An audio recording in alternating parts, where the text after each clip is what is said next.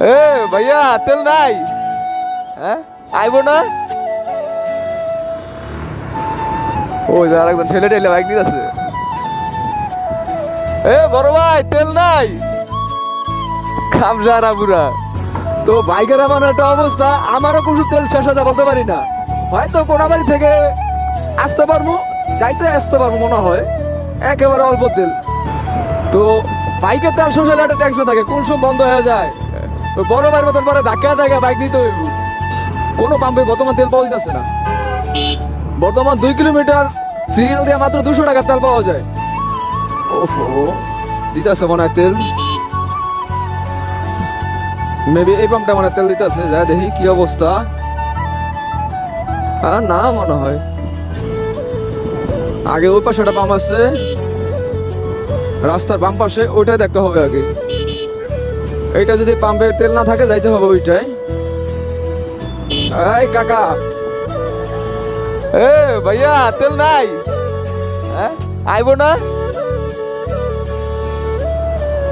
এটা কোনো কথা হইলো?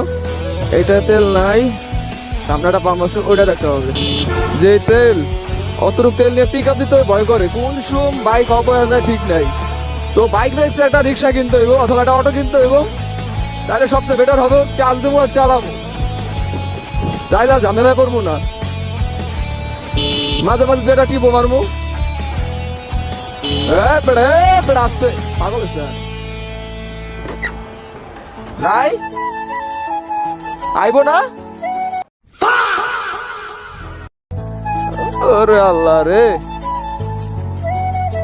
সামনের পাম্পটা তেল আছে বলতে পারেন? এটাই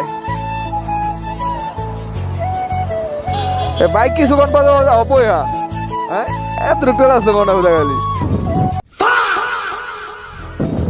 তো আর একটা পাম্প আছে, ওইটা যায় দেখি কি অবস্থা। ওইটা যদি না থাকে তাহলে একেবারে কাম সারা। আরে বর্তমান অটো আর অটো, অটোর জ্বালা যন্ত্রণা আর থাকতে পারলাম না। ঠাডা একটা পড়ছে, পাম্পের উপরে পড়ছে ঠাডাটা। অকটেন নাই, তাহলে আছে কি? যাক আল্লাহ ভরসা। কোনাবাড়ি যাই যায় বাজার করিয়া দেখি, বাসা পর্যন্ত যাইতে পারিনি। যদি কোনো মতে বাসা পর্যন্ত যাইতে পারি তাহলে তো ভালো, আর না হইলে বন্ধু বান্ধব যেগুলো আছে ওগুলা তো তেল ধার নিতে হইব, ফোন করে আনতে হইব, এছাড়া কোনো উপায় নেই। আইলাম না, 3টা পাম্প কোনাবাড়ি, 3টা পাম্পের একটা পাম্পে তেল নেই। তেলের এত পরিমাণ সংকট, আল্লাহ বাসায় যাওয়ার মতো একটু ব্যবস্থা করে দিও।